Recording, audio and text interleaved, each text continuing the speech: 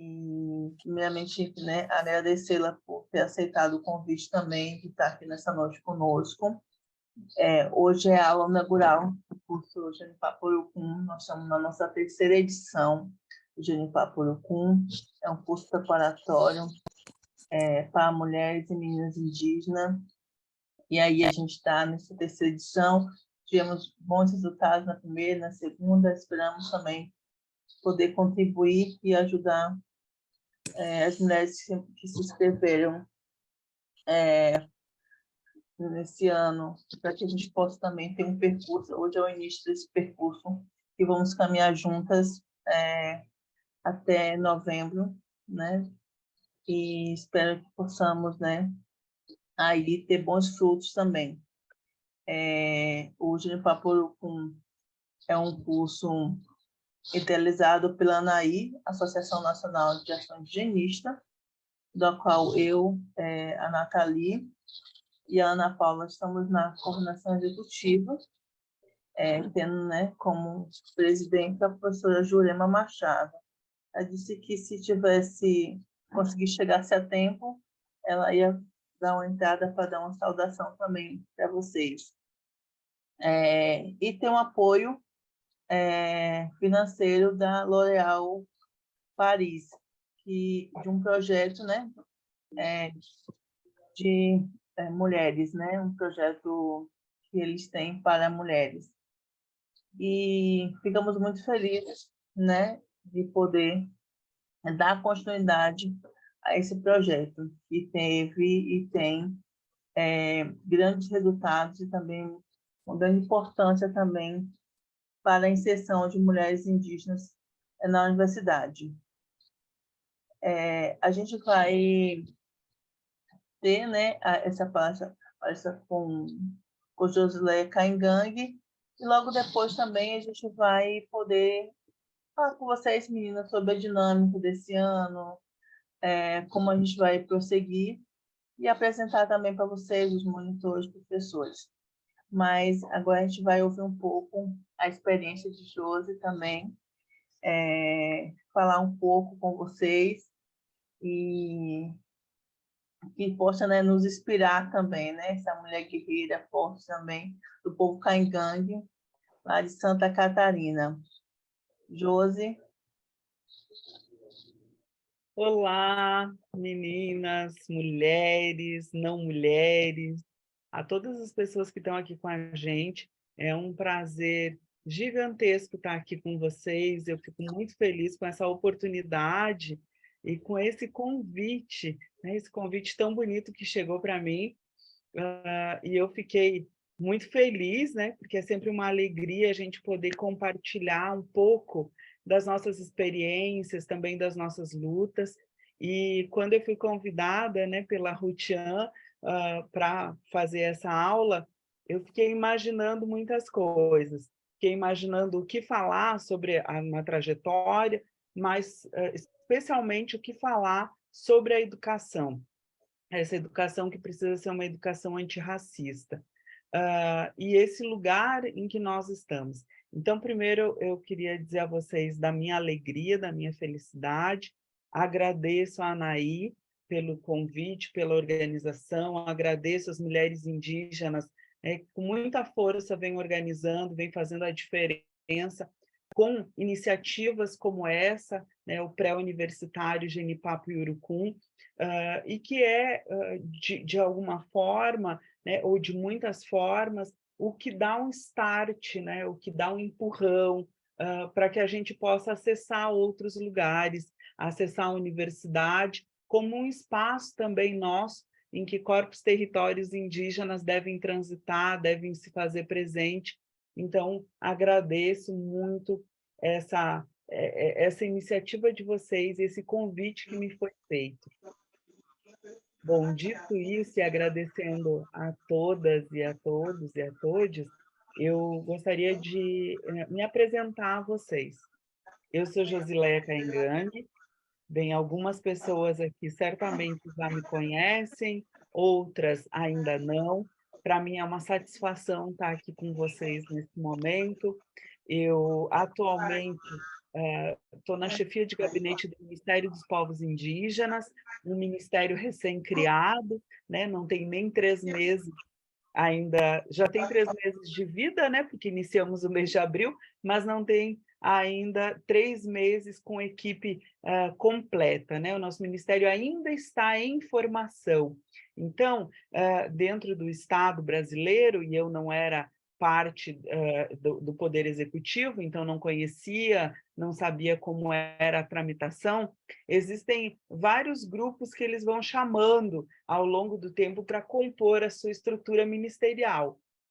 Primeiro, então, se faz o convite para o ministro, vocês viram o convite, a posse da ministra Sônia lá em 1º de janeiro, né, que foi ali atrás, mas parece que para a gente que está trabalhando incansavelmente e com tanto afinco, já parece que faz tanto tempo.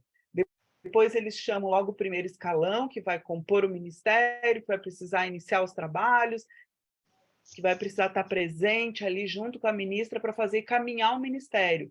Então, secretário executivo, a secretária, chefia de gabinete, que vai dar esse start para o ministério funcionar. E, em seguida, eles vêm chamando os outros escalões, então, para compor as áreas mais técnicas, as secretarias, e nós ainda estamos nessa composição. Então, o Ministério dos Povos Indígenas, onde eu estou trabalhando atualmente, está aí em composição, está ampliando, né, e chegando muita gente para estar conosco. Bem, como é que eu cheguei à chefia de gabinete do Ministério dos Povos Indígenas? Foi através do movimento indígena, a gente sempre precisa reforçar isso, mas foi através de uma arma muito poderosa chamada educação. É a educação que me leva até esse lugar. Se eu não tivesse, talvez, percorrido um caminho dentro da universidade, na educação, talvez eu não estivesse, mesmo com muita vontade, mesmo com muita sabedoria, mesmo com muito entendimento, talvez eu não estivesse, né, presente dentro do ministério. E aí eu só queria perguntar a Rutian quanto tempo eu tenho para falar, Rutian, porque eu pego o bonde e vou-me embora, assim. E a gente não combinou isso, o tempo.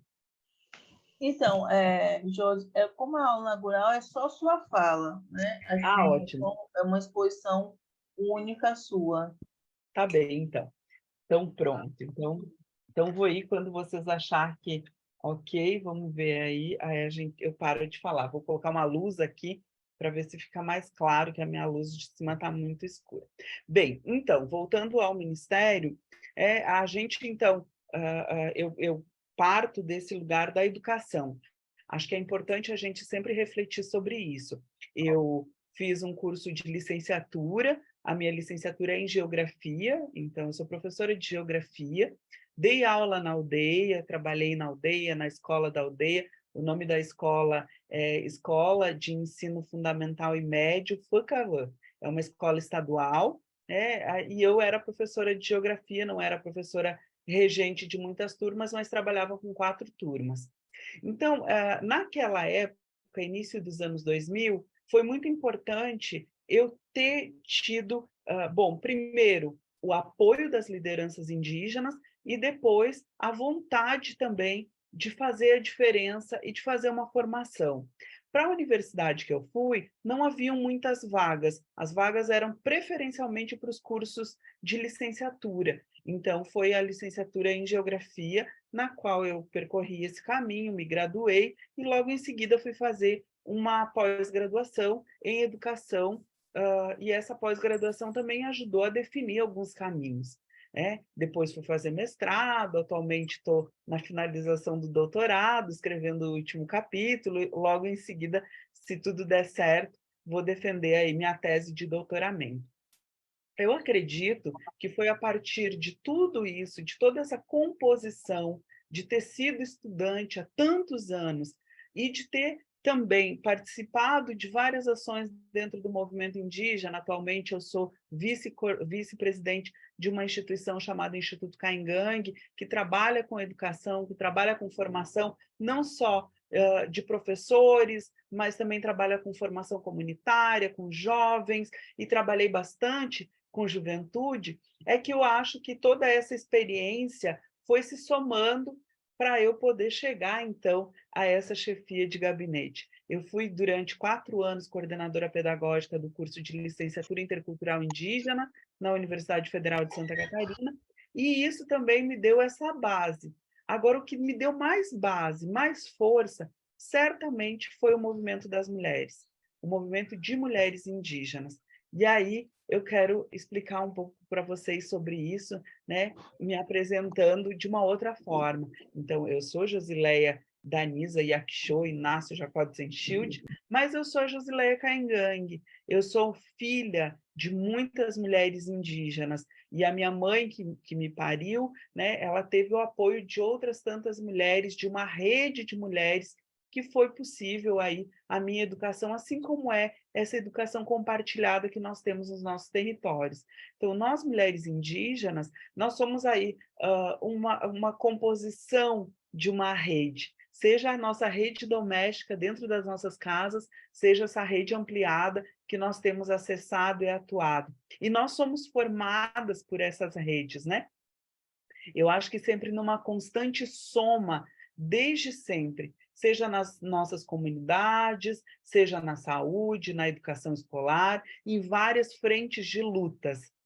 Nós elaboramos e retroalimentamos as redes em que a gente está atuando. E isso é muito importante, né? É um constante fluxo que a gente exerce de idas e vindas, seja tá na nossa rede dos nossos povos, né, nas nossas organizações de base, seja aí compor e constituir uma outra rede ampliada, que pode ser uma rede nacional, uma rede internacional. Mas, ao mesmo tempo que a gente vai, a gente retorna. Esse fluxo de ir e vir, de não abandonar, de estar sempre presente, né, nas nossas bases, atuando nas nossas redes, das nossas comunidades. Eu penso que tanto as redes, né, das bases quanto as redes ampliadas, elas são complementares. E aí existe um acordo com uma compreensão que eu faço do meu mundo, da minha realidade caingangue, que são as metades complementares, né? Então, se nós temos uma rede que é comunitária, mais doméstica, da nossa base, nós vamos ter uma rede que é ampliada, que é maior, que atua em outros lugares, e essas redes, elas são complementares. E eu faço essa associação exatamente com as metades do meu povo, que é Camé e Cairu, porque dentro do povo caingangue, a gente sempre faz uma analogia de complementariedade, e para mim isso é importante. Então, a rede das mulheres indígenas, que é essa rede que me forma, ela é complementar a outras redes, mas ela também é complementar a si mesma, seja a base com redes mais ampliadas. E eu fico sempre pensando muito nisso e pensando que a educação faz parte dessa rede, né, pautada pelas mulheres indígenas. Nós, mulheres indígenas, temos acessado vários lugares, né, e um deles é essa luta constante pela educação. E aí, lutando pela educação, a gente vai ter que pensar tanto em gênero, mas também vai ter que pensar em uma educação antirracista.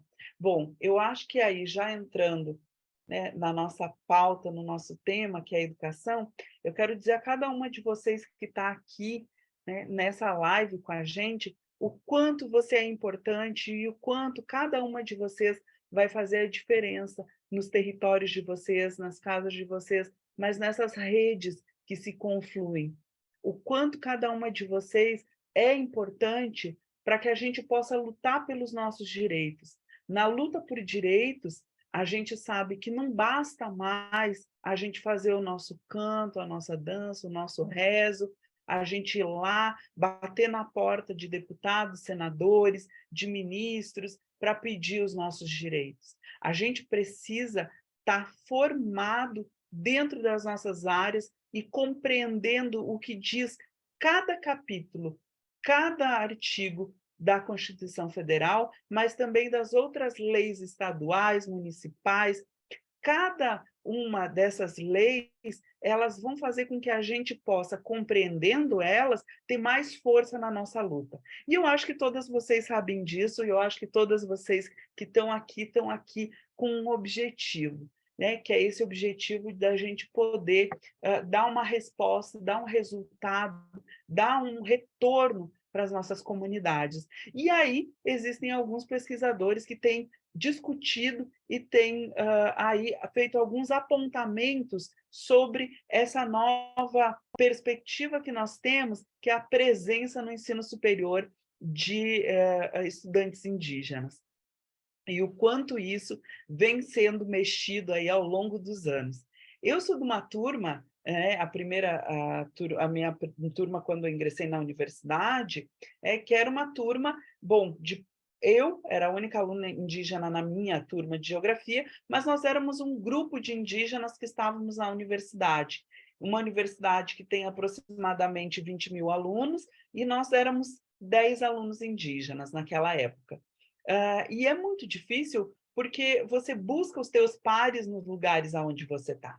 Você busca os teus pares para te acolher, mas também para conversar, para tirar dúvidas, para trocar ideias. E quando você não tem esses pares, é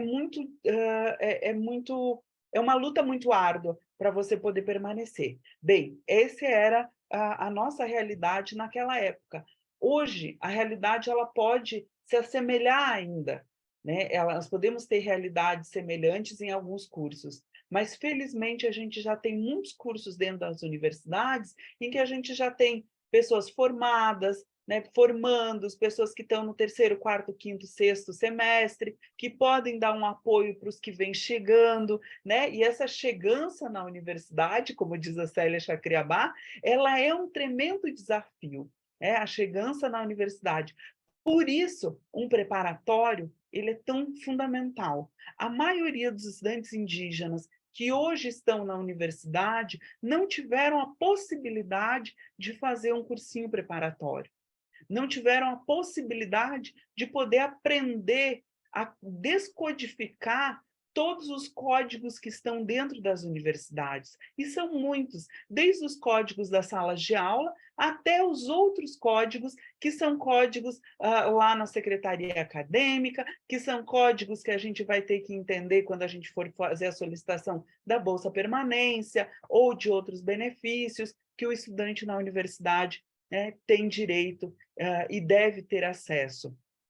Bom, a ampliação desse contingente de alunos indígenas na educação básica, principalmente a partir do ano 2000, e a adoção de políticas, de ações afirmativas, de políticas que deram certo hoje e reverberam um número muito maior do que nós tínhamos no início dos anos 2000, ajuda um pouco a explicar, a talvez escurecer esses dados que a gente tem hoje. Atualmente, o professor Gerson Baniwa, conversando em um diálogo no mês passado sobre uma possibilidade da criação de uma Secretaria de Educação Escolar Indígena que compreenda todas as esferas, inclusive o ensino superior, falava para mim de um novo dado, que é diferente do que eu tenho de 2019, de que são aproximadamente 70 mil estudantes no ensino superior, de mais de 100 mil estudantes indígenas no ensino superior. Então, esse é um dado muito importante, porque ele revela para a gente o quanto nós já conseguimos caminhar. E esse caminhar dá para a gente um vislumbre de onde a gente pode chegar. Então, os indígenas, os estudantes indígenas, eles, para além de ser estudantes em uma universidade, eles já chegam com novas perspectivas no sentido de produção. E aí os estudantes indígenas, eles não são mais só estudantes, eles já chegam na universidade com uma característica importante de poder trazer a pesquisa sobre os seus povos, de poder trazer as suas realidades, as suas vozes, a sua escrita para dentro dos seus cursos de graduação, fazendo aí produções acadêmicas relacionadas aos seus conhecimentos, não acadêmicos, mas dando um valor e uma presença do nosso saber ancestral para dentro da academia, para dentro da universidade. Nós temos visto que, para além, né, dos estudantes indígenas estarem nos cursos e modificando, a partir das suas vozes, esses lugares em que eles estão presentes, hoje a gente vê, por exemplo, o Encontro Nacional de Estudantes Indígenas, que no ano passado esteve na Unicamp, fazendo a diferença e mexendo nas bases da universidade, porque quando você recebe dentro da sua universidade, seja 500, seja 700, seja 1.000, ou seja 2.000 estudantes, como foi o caso da Unicamp, você realmente muda um contexto em que um grupo de 30, 60, 100, 200 alunos estão inseridos, mas diluídos nos cursos universitários. Quando você tem uma presença, você realiza, organiza uma expressão tão importante como o Encontro Nacional dos Estudantes Indígenas, você dá uma realidade para o que nós temos dito, que é a presença, o número dos estudantes aí dentro das universidades. Bom, para além, né, da universidade ter a presença, então, do ENEI, a universidade aí na Bahia já teve essa experiência, a gente sabe o quanto está se fazendo diferença a partir das pesquisas, os pesquisadores indígenas. Eu faço parte de uma rede chamada Articulação Nacional de Antropólogos Indígenas, né, que é a Articulação Brasileira de Indígenas Antropólogos, que é a ABIA, né? E a ABIA, ela é tão importante porque ela vai trazer o debate numa perspectiva antropológica indígena para dentro da ABA, por exemplo, né? Que é a nossa Associação Brasileira de Antropologia, que é o suprassumo da antropologia, reúne ali grandes pensadores, né, da ciência antropológica. E hoje nós estamos presentes, incidindo dentro dessa articulação. Além dessa articulação, nós vamos ter tantas outras, como é, por exemplo, dos psicólogos indígenas, dos historiadores indígenas, dos geógrafos indígenas. Então, várias articulações, associações vão surgindo também a partir da formação que a gente vai tendo dentro das universidades.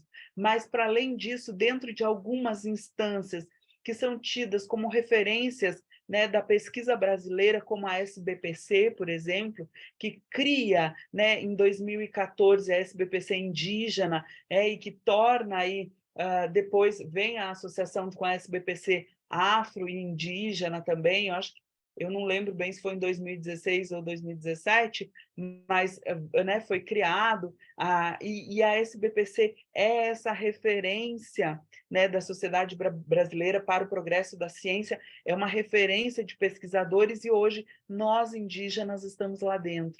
E muitos dos indígenas que fazem suas falas, que fazem suas contribuições na SBPC, são estudantes indígenas que estão nas universidades. Então, vejam o alcance que a gente já teve a partir dos nossos corpos territórios presentes nas universidades.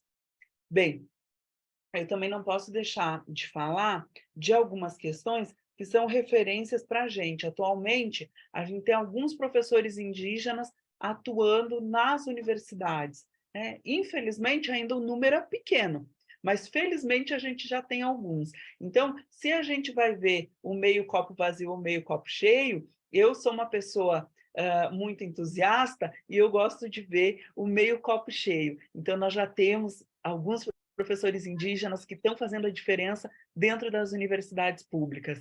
Agora que eu estou em Brasília, eu tenho, felizmente, a presença, né, tanto do professor Gerson Baniwa, que é uma referência em educação, que foi das pessoas mobilizadoras e que, dentre, né, um grupo que é um grupo bem formado, que é um grupo muito coeso, conseguiu constituir várias mudanças, mas vários progressos, várias construções de diálogo dentro do MEC e que fez referência na nossa vida enquanto estudantes e que a gente pôde ter aí alguns ingressos, o programa Bolsa Permanência, que foi uma discussão, o professor Gerson estava lá fazendo, né, pressão para a Constituição e para nós indígenas estarmos presentes né, nos programas, também nos outros programas de ações afirmativas, ele tem sido muito enfático, é um grande pesquisador sobre educação, tanto a educação escolar indígena no nível né, médio, no nível básico, mas também com muitas contribuições no nível superior. E a professora Altaci Cocama, que hoje também está na UNB, né, e é uma grande linguista, pesquisadora de línguas e memória, e o quanto é importante a gente ter essas pessoas lá, mas a gente tem outras referências. Né? Tem outras pessoas como o Edson, que está, o Edson Caiapó, que está nas universidades do Nordeste, agora não vou me recordar qual, mas nós temos também a felicidade hoje de ter uma professora Caingangue, que acabou de passar no concurso para a licenciatura intercultural indígena na Universidade Federal de Santa Catarina. Então, são alguns professores, a professora Rita Potiguara, o professor Felipe Tuchá, né, que é um professor jovem, antropólogo indígena, nós temos essa presença dentro das universidades e que faz toda a diferença. Eu conversava há um tempo atrás com a professora Inara Sateremaué e ela dizia para mim, Josi, o meu grande sonho é ser reitora da universidade.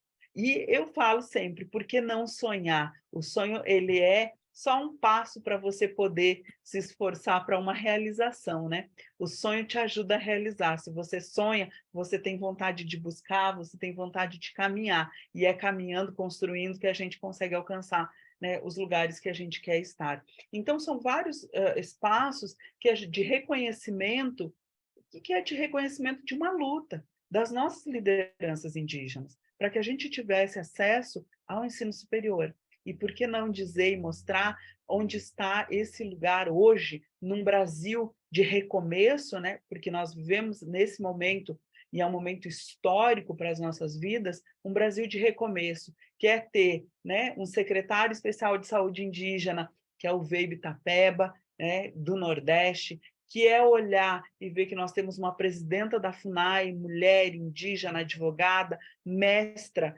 né, em direito, que é a ex-deputada Joênia Wapichana, e o quanto é importante essa presença da Joênia nesse lugar, e a ministra hoje dos povos indígenas, que é a Sônia Guajajara, professora, né? Então aí uma presença de mulher, mas uma presença de uma mulher que também buscou, que lutou, né, para estar dentro da universidade, para fazer a sua formação acadêmica e, a partir da sua formação, ter muitas e muitas conquistas. Então, eu acho que esse momento é um momento que a gente precisa refletir sobre essas pessoas. Vocês que estão aqui agora, ingressando em um cursinho, né, preparatório, é pensar, é você olhar quem são essas pessoas que você pode admirar e que você pode querer fazer um caminho muito próximo, um caminho, né, que te leve também a alcançar esses lugares. Bom, para além disso, a gente também precisa olhar para um outro lugar, que é o lugar dos nossos doutores honoris causa. Recentemente, o Davi Copenaua recebeu o título, né, de doutor honoris causa por todo o seu trabalho, por todo o seu conhecimento, que não está lá fazendo um doutorado de 4 anos como eu, mas que tem uma vida, uma trajetória dedicada a pensar, a refletir sobre os feitos, né? E colocar também para o próprio movimento indígena, mas para a própria sociedade não indígena, a sabedoria que ele aprendeu com os seus, que é uma sabedoria milenar. E esse reconhecimento ele é muito importante para nós. Então, temos aí o Davi Copenaua, que a Unifesp fez, né, recomendou e deu a ele esse título de doutor honoris causa, mas não somente ele. A gente precisa olhar também Raoni Caiapó, que a Unemate fez essa honraria, né, para o Davi Caiapó, essa grande liderança indígena, também o Babau Tupinambá, que aí a UNEB, né, fez essa honraria e deu ao Babau esse título de honoris causa, assim como nós temos outros, Ailton Krenak, né, também o próprio Almir Suruí, que é uma liderança indígena, né, também lá do estado de Rondônia. Então, essas lideranças, elas têm aí um reconhecimento dentro da universidade que muitas vezes parece tão distante da nossa realidade, tão distante de reconhecer os nossos saberes, os nossos valores, né? Mas que em algum momento também nós estamos aí startando nas universidades, né? Esse reconhecimento da nossa ancestralidade, o reconhecimento da nossa sabedoria. E isso faz com que a gente tenha mais e mais vontade, né, de estar lá dentro também. Bem, eu tenho que refletir aqui com vocês e trazer a vocês dados que são super importantes. Na década de 90, que foi quando a minha mãe foi para a universidade, né, eu já estava aí uma criança de 10 anos, e foi quando ela foi fazer a sua formação no ensino superior. E por que demorou tanto tempo? Porque nós não tínhamos acesso. Lá, no início dos anos 2000, o IBGE traz um dado que ele é muito significativo. Eram em torno de 4.400 alunos, mais ou menos, né, reconhecidos lá dentro dos dados, né, de levantamento, que eram estudantes indígenas. Aí, depois, o censo do ensino superior, né, veio mostrando uma evolução. Como que a gente foi, né, alcançando outros lugares, alcançando outros patamares. Já no ano de 2010, o censo do ensino superior ele vai mostrar que nós tivemos aí um aumento, né, que é visível, que é os alunos estarem aí com aproximadamente 10 mil alunos indígenas no ensino superior.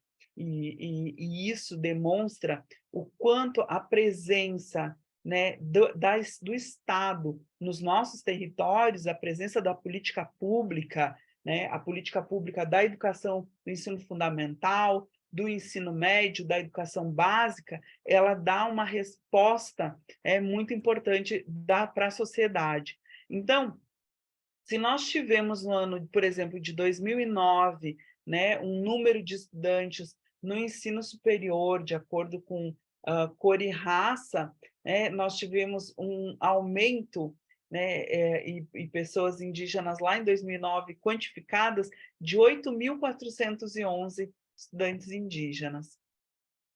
O que isso significa? Que de 2000 a 2009, nós tivemos 50%, né, desculpe, 100% de aumento de estudantes indígenas.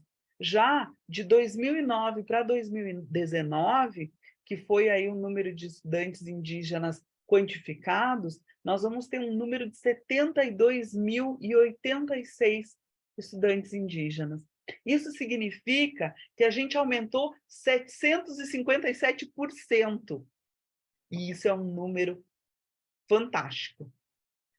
Então, a gente aumentou 757% de número de presença, de valor, de história indígena dentro da universidade. E isso significa também, como tem dito aí muitos dos meus parentes e parentas, é pintar a universidade de Jenipapo e Urucum. É pintar a universidade e é romper, né, com essa muralha que era a universidade, que não tinha porta nem janela para a gente entrar. Pois bem, nós construímos uma ponte, e é uma ponte que trouxe todos nós aqui para dentro da universidade, e vai trazer vocês, eu tenho certeza, que faz toda a diferença na nossa vida, mas também incide sobre a universidade. É fazer realmente uma política de ação afirmativa, uma política, né, de enfrentamento ao racismo, que é tão cruel contra os corpos dentro da universidade. Bem, eu acho que é um massivo ingresso aí que a gente tem de indígenas dentro da universidade. E esse cenário, ele demonstra que nós temos que ter cada vez mais esperança de que nós podemos estar dentro desse lugar. Quando a gente pensa, né, que os estudantes indígenas lá atrás, talvez eles não fossem quantificados, mas realmente eles não eram um número, né, que dava para a gente um olhar sobre isso. Os censos, eles nem traziam dados sobre indígenas dentro da universidade, mas hoje nós temos essa proporção, né? Do ano 2000 para 2010, o IBGE identificou um crescimento aí de 157% do número de estudantes indígenas, e enquanto o número de estudantes não indígenas, né, o número de estudantes brancos, como traz no censo do IBGE, ele cresceu 101%. Por quê? As políticas de ações afirmativas também incidiram lá na periferia, lá na escola pública. Se antes o ensino superior na universidade pública, nas instituições federais e estaduais, ele era relegado a uma parcela muito pequena da nossa sociedade, que era exatamente aquela parcela que tem condições de fazer um cursinho, de estudar numa escola particular, que tem um acesso, né, que é muito diferente a uma escola, né, em que o governo não conseguia fazer com que estudantes de escola pública conseguissem chegar. As ações afirmativas abriram essa porta.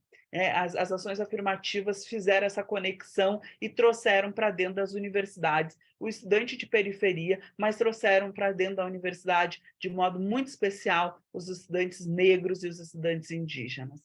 E isso é uma vitória para todos nós.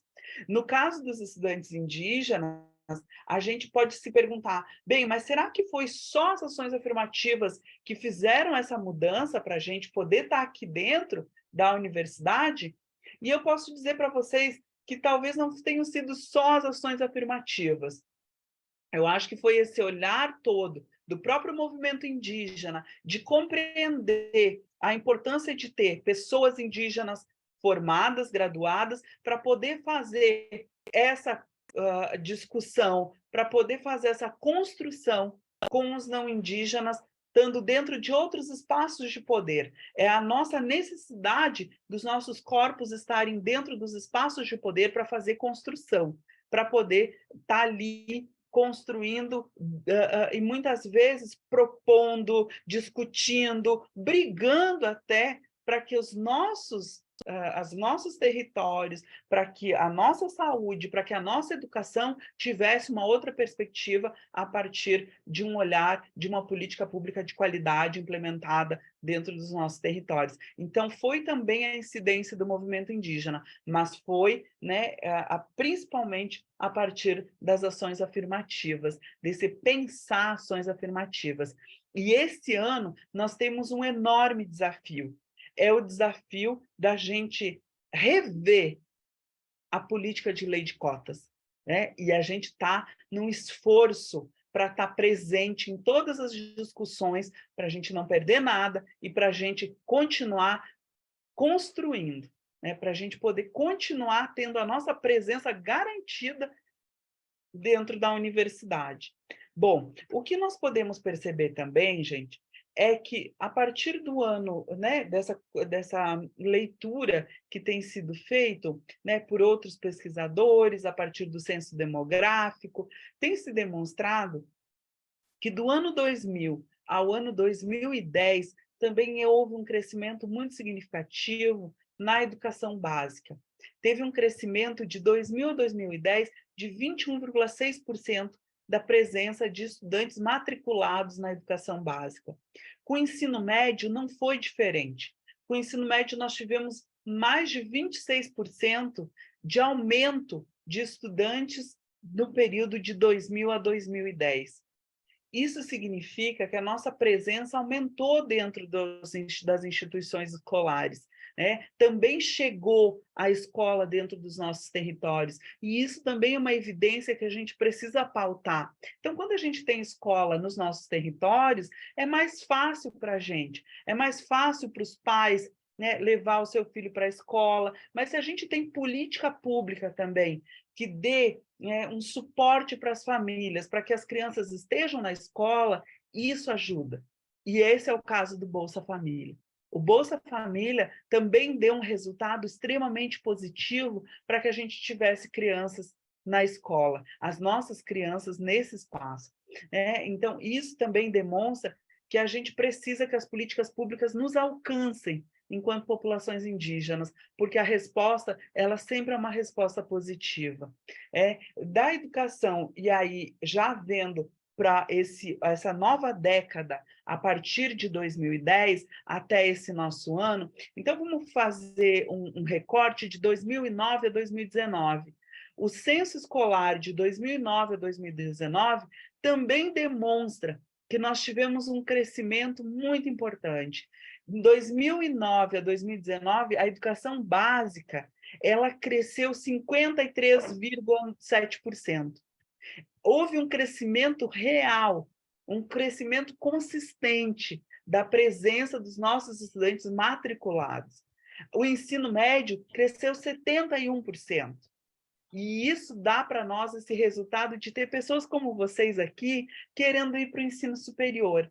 Mas, infelizmente, nesse ano de 2023, a gente tem dados que nos colocam em alerta. O número de estudantes no ensino superior, indo para o ensino superior, é muito maior que o número de estudantes que estão ali pensando a educação e indo para a educação básica. Então, isso nós precisamos nos preocupar. Se nós temos menos estudantes indo para a educação básica, para o ensino médio, significa que os nossos estudantes ou não estão sendo acolhidos ou que nós não estamos dando conta de pensar uma realidade que possa fazer com que os nossos alunos venham para o ensino médio, principalmente. Né? Há uma defasagem da presença de estudantes no ensino médio. E nós precisamos identificar o que está acontecendo para que esses alunos, para que vocês, né, para que os seus irmãos possam vir para o ensino médio, para vir para a universidade também. Bem, gente, eu acho que esses dados eles são importantes para a gente pensar, né? Quais são os dados das ações afirmativas que deram certo, e que tem aí uma explicação positiva. No setor público, né, as ações afirmativas, elas promovem, né, essa entrada, seja por vestibulares diferenciados, seja pelo sistema, né, de cotas aí dentro do Enem, seja no sistema privado através do ProUni, né? Também existem bolsas para as universidades privadas, né? Sem dúvida, isso tudo, esse conjunto de ações foram positivas para que a gente tivesse esses números importantes. E embora as ações afirmativas, né, elas estejam com esse destaque quando a gente fala principalmente de inclusão social, no caso nosso dos indígenas, é preciso que a gente tenha alguma cautela, né, para explicar essas matrículas que ainda são maiores nas universidades particulares, né, nas universidades privadas, do que nas universidades públicas. E a gente quer que cada vez mais estudantes indígenas possam ingressar na universidade pública. Mas é um conjunto de ações, né, que a gente precisa fazer juntos para poder dar certo e a gente ter cada vez mais essa presença dentro das universidades. A importância da iniciativa de reserva de vaga, por exemplo, no vestibular, ela é muito importante. Aqui no estado de Santa Catarina, na Universidade Federal de Santa Catarina, onde eu estou e aonde eu faço parte, nós temos um vestibular específico, um vestibular que é feito para indígenas. E nós temos também o ingresso por cotas, né? Então, pelo Enem. Então, é importante porque essas duas entradas, elas dão para nós indígenas uma possibilidade de ter cada vez mais estudantes aqui dentro. Mas a importância dos vestibulares específicos e a discussão sobre eles, ela precisa ser espalhada para as outras tantas universidades que ainda não têm esse vestibular específico. É porque elas contribuem em quase 7 vezes o número de estudantes indígenas na universidade. Então, vejam a importância da gente ter o vestibular específico, a gente lutar por esse vestibular específico. A gente tem também outras razões, né, que a gente precisa pensar sempre.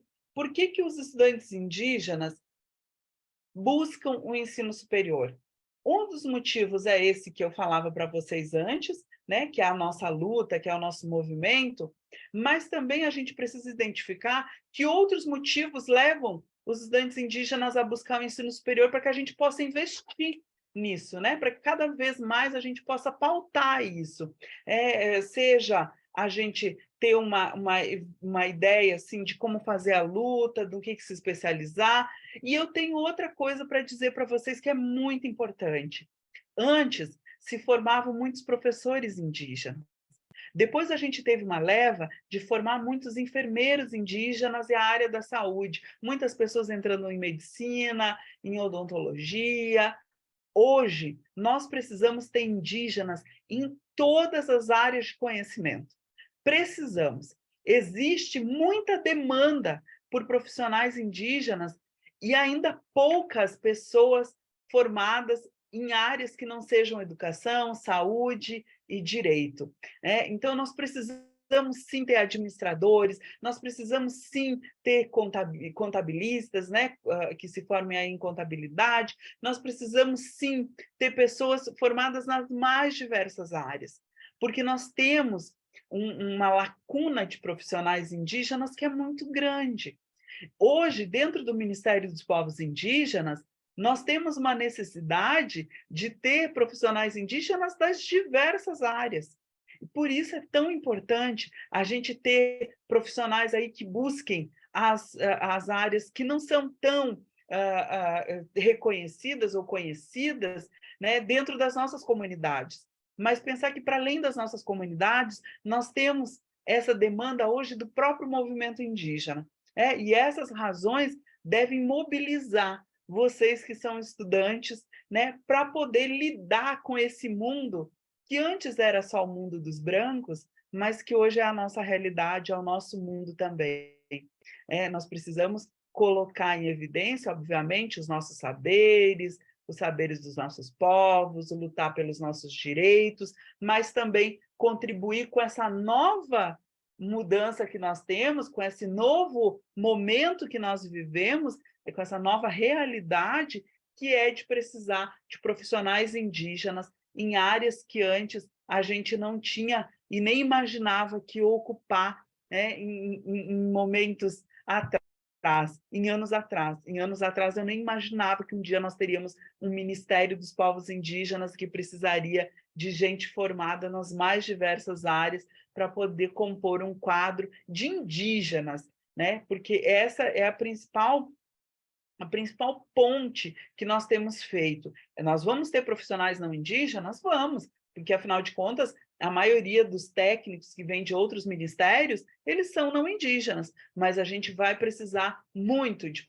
profissionais indígenas que possam capitanear as ações que a gente vai fazer. E aí é importante mobilizar vocês por todas essas razões, para que vocês realmente possam fazer a diferença realizando aí um efeito, uma mobilidade política e cultural absolutamente de um novo sistema, dando visibilidade aos nossos povos, às nossas demandas indígenas.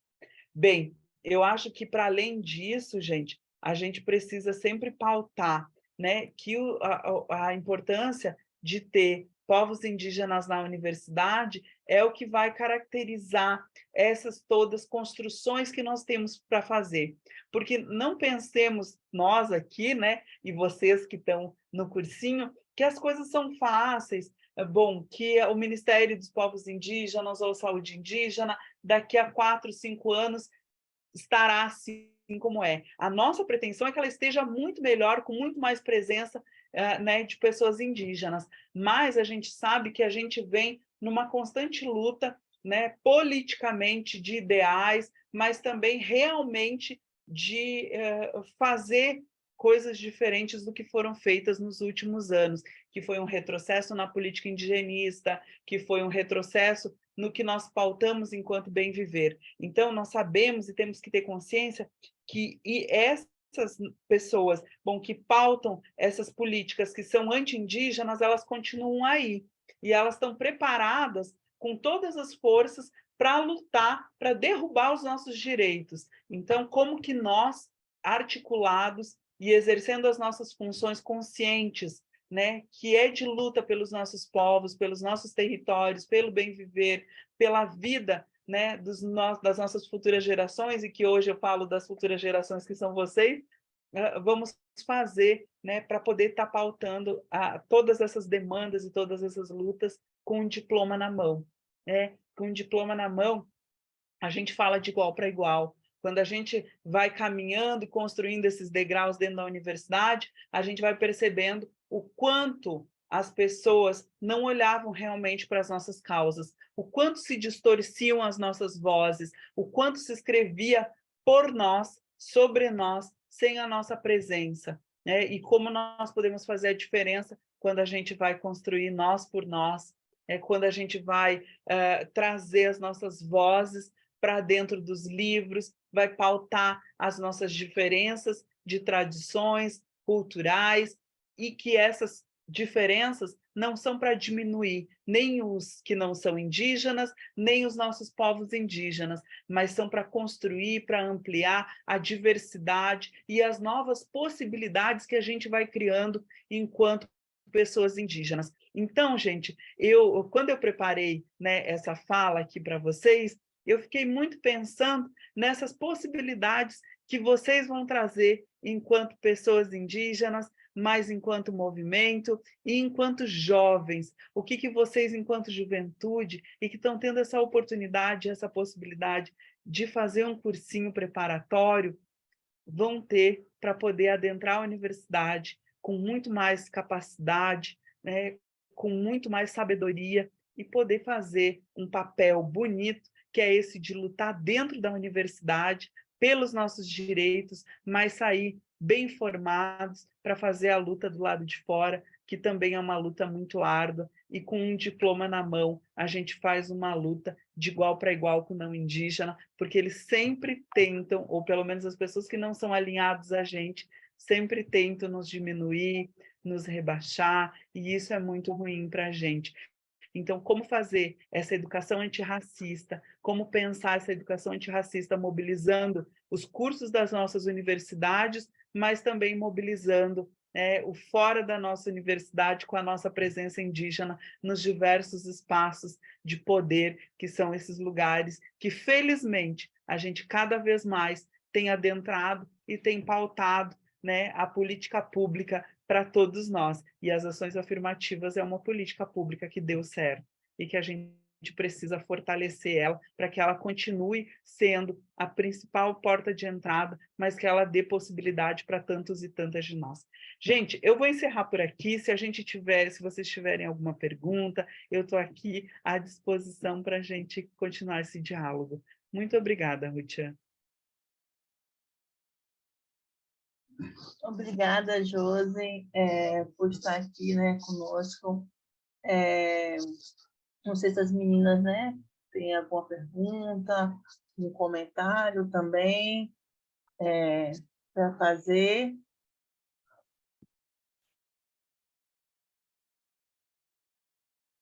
Eu estou aqui vendo as mensagens aqui, agradecer, né, as mensagens aqui no chat. Eu vi aqui um comentário, Rutian, sobre o novo ministério, e aí realmente assim é uma possibilidade de um novo recomeço, né? É a gente poder estar presente em um espaço, os nossos corpos territórios indígenas estar presente num espaço que é um espaço de construção, e tem um desafio com 3 secretarias, são 3 secretárias indígenas, mulheres, uma que vem do bioma da Caatinga, né, e temos a presença, felizmente, da Ceissa Pitaguari, então a gente precisa aplaudir esse lugar de uma mulher que é super empenhada, inteligente, é uma referência para todas nós na discussão tanto da política indigenista, né? E aí ela está capitaneando a CNPI, também a PNEGAT, né? O retorno dessa política estratégica para os nossos territórios. Nós temos a Queretiu Itapiri, que está aqui da Mata Atlântica, como nós temos também a Juma Chipaia, que é secretária, então, dessas 3 secretárias dos povos indígenas, a Juma é do bioma da Amazônia. Ter essas mulheres à frente, né, das secretarias do Ministério é muito importante. e junto delas, né, todas as diretorias, todas as coordenações. Nós temos uma diretoria, uma coordenação, que é a Diretoria de Educação e Memória, que está aí coordenada pelo professor Eliel Benites, que é doutor em educação, e como é importante ter a presença, né, dos nossos indígenas aí, mestres, doutores, professores, enfim, das diversas formações. Isso é muito valoroso para nós indígenas, saber que nós temos profissionais aí formados e que estão dando conta do recado de um novo ministério. Bem, eu acho que é muito importante para as meninas, né? Eu vi que são todas mulheres aqui, e tão importante para nós aqui ter pessoas indígenas que estão aí se preparando para ingressar na universidade. Porque a universidade, ela não é um lugar simples, né? E infelizmente é um lugar ainda de muito racismo, de muita violência estrutural, e quando a gente chega preparado, eu acho que a gente tem condições de terminar os nossos cursos também da melhor maneira possível. Josi, falando, eu me lembrei de quando eu entrei na faculdade, eu sou formada em economia, né? E as pessoas comentavam, mas o que a economia pode ajudar os povos indígenas? Meus próprios colegas, né? Achando que a gente só podia fazer antropologia, né? Porque só faz antropologia? Então, e a gente aprende nesse percurso da universidade que a gente pode ajudar os povos em qualquer curso que estivamos. Isso foi importante aprender, né? Porque no meu percurso na academia, eu sempre discutia sobre a temática indígena, né? Porque, infelizmente, se nós mesmos não discutirmos, ninguém vai discutir. Isso eu aprendi também, né? Tirando os cursos de antropologia, poucos outros discutem sobre a temática indígena. Então, a gente precisa levar também para os outros cursos a discussão, encaixar a discussão ali. A gente podia estar falando qualquer coisa, a gente também discutir sobre a temática indígena, que é importante, que dá visibilidade também à temática. E a nossa presença também na universidade faz esse incômodo, né? Incomoda, né? E, de certa forma, faz com que eles possam discutir. Então, as políticas elas começam a surgir muito dessa inquietação também, né? Do movimento indígena, do movimento estudantil. Essa semana, a gente aqui na UFBA teve a aula inaugural dos povos indígenas, e o reitor falou isso, né? Que todas as políticas que foram construídas na universidade foi muita inquietação dos estudantes indígenas, né? Foi muita inquietação do movimento indígena que está pautando aqui dentro as mudanças das resoluções, as mudanças de algum equívoco que a universidade podia ter em relação aos povos indígenas. E essa construção foi feita por nós mesmos, né? Com uma construção coletiva, né? Com os povos indígenas. Então, igual o Josi mencionou, meninas, a universidade ainda é um mundo hostil, né? Era na época de Josi, era na minha época, infelizmente não mudou hoje em dia, mas desistir jamais, né? Eu acho que a nossa presença, uma coisa que Daniel Mudruco falou na minha palestra, que não nos deu o direito de desistir, né? Não foi nos dado esse direito, então a gente precisa realmente adentrar esses espaços e construir também essa luta de uma outra forma agora, com o conhecimento e usar o conhecimento acadêmico como ferramenta de luta. Então, igual o Josi mencionou, que o corpo do Ministério foi construído com pessoas que têm esses graus acadêmicos. Não que esse grau acadêmico diminui os conhecimentos que as pessoas já tinham anteriores ao movimento indígena, mas que a estrutura do Estado precisa desse grau acadêmico, né? E isso faz com que a gente possa aí, tentar nos capacitar sempre, né? Eu sempre digo que eu aprendi muito mais no movimento indígena do que na academia, exatamente porque me fez ter uma visão de mundo muito maior. Mas a gente precisa, né, infelizmente ou felizmente, do conhecimento também do branco, para que a gente possa, né, assim, ter essas ferramentas de luta e lutar pelo nosso território, lutar pelas nossas vidas. E é importante, né, ter mais indígenas na universidade, Quando eu entrei, tinha só 10 estudantes, hoje a gente tem mais de 200. Então, como a gente consegue ver os avanços das políticas públicas, o avanço também da luta pela educação superior. A gente vem ainda de muito déficit na educação escolar indígena, então a gente tem um movimento indígena muito focado na luta pela educação básica, justamente porque tem comunidades que ainda não têm escola, tem comunidades que não têm professores, não tem estrutura física nenhuma, não tem material didático, estamos ainda nessa luta. Nós temos, infelizmente, ainda alguns estados que é muito precária a educação escolar indígena, e a gente acaba tendo um foco maior do movimento indígena na educação básica, mas os estudantes indígenas, né, universitários, acabam criando também um movimento também junto ao movimento indígena, que acabou tendo resultados muito bons, né? E a gente acaba sendo essa leva, né? Eu vejo que o Ministério tem muito dessa leva dos estudantes indígenas. Eu conheci a Josi no Enem, no terceiro Enem, lá em Santa Catarina, na terra dela, assim como eu conheci o Marcos, que também está no Ministério. Então, assim, como a gente vê também que muitas dessas pessoas que estavam no movimento estudantil são pessoas também que vieram do movimento indígena, que acabaram não deixando a luta mesmo na universidade, e hoje está aí apoiando e ajudando também nessa construção do Ministério, da FUNAI e da CESAI. É importante, né, essa construção muito coletiva, e esse curso também, Josi, é um curso muito assim, parte de um sonho, né, que é ter mais mulheres indígenas na universidade e mais mulheres indígenas em espaço de poder, né? Eu acho que é isso a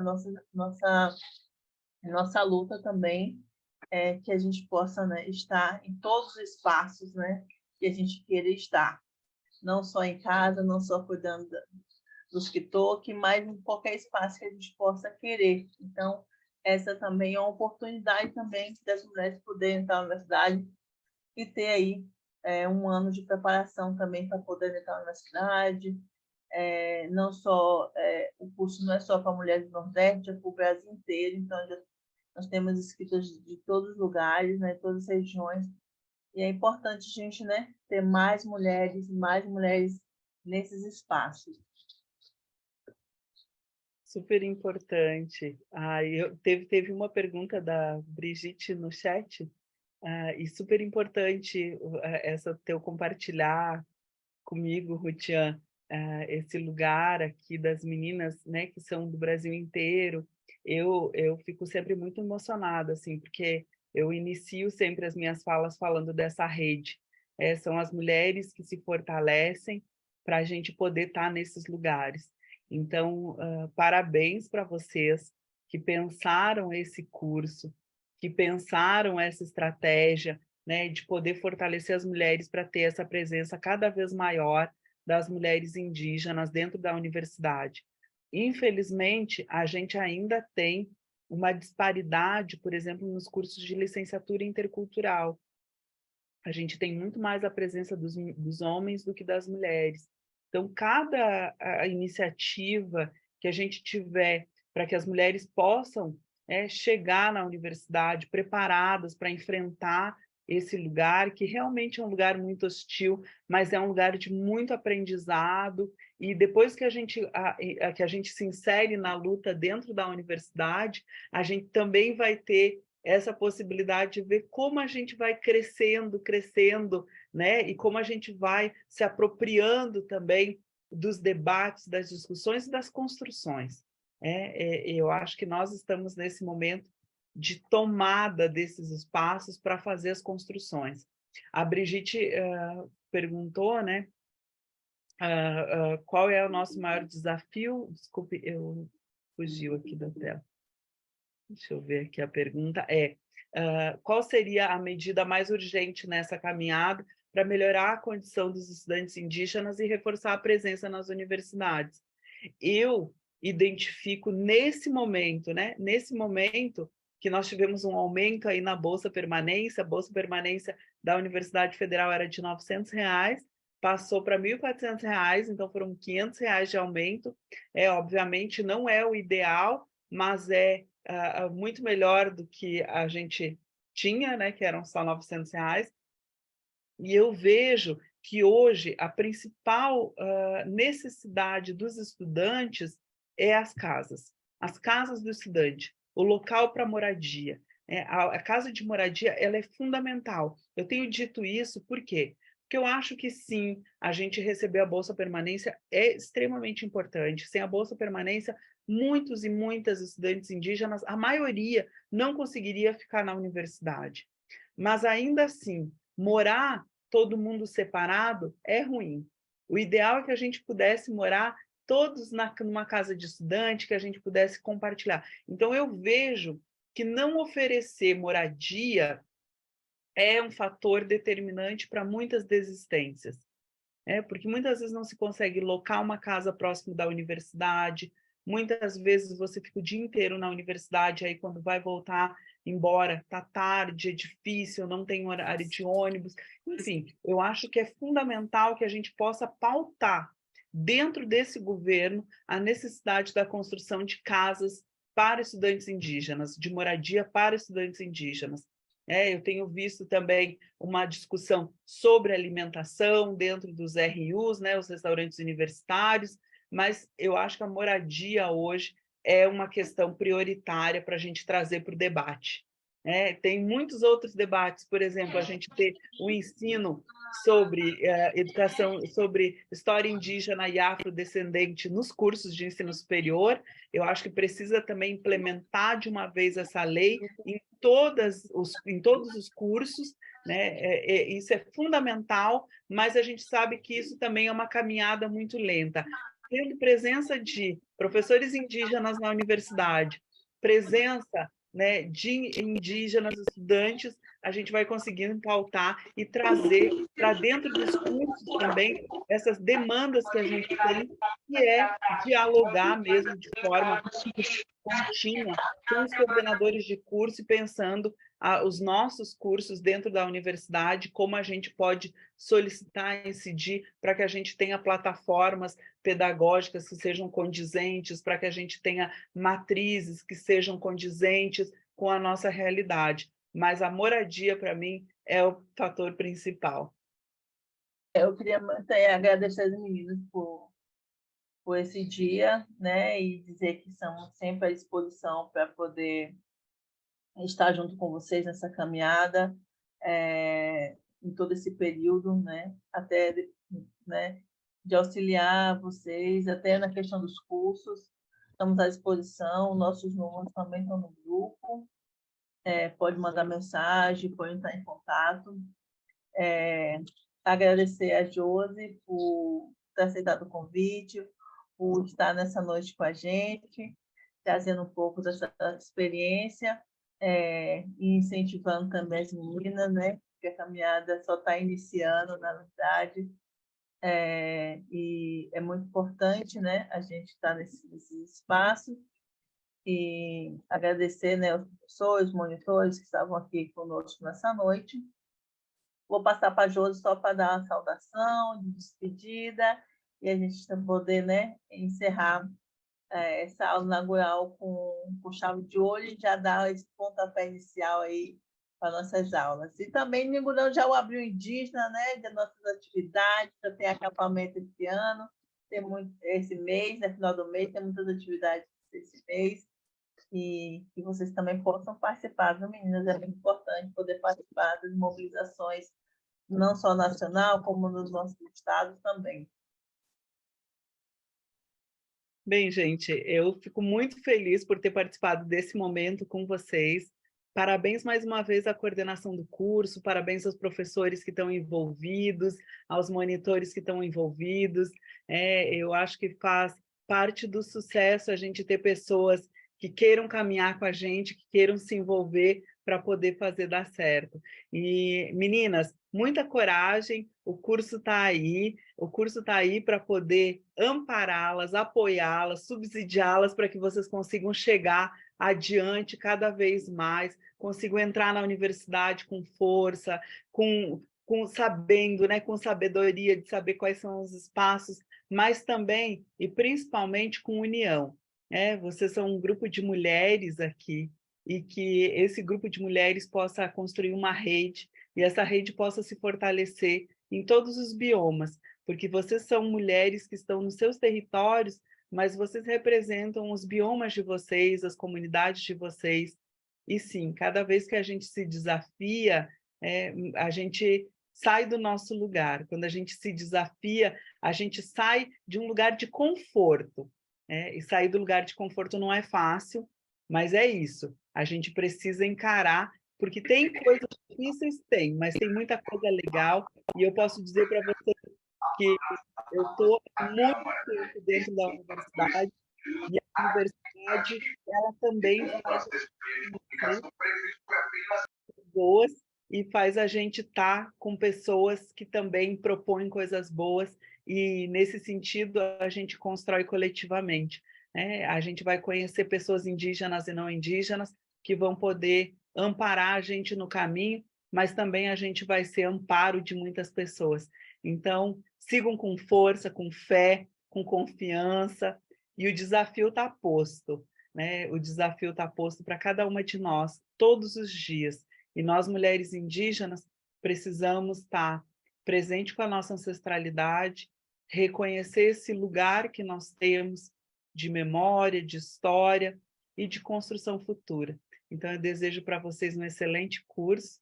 Parabéns mais uma vez, que tudo dê certo para cada uma de nós. Que assim nós possamos seguir, nesse caminho de desafios. Obrigada, Josi.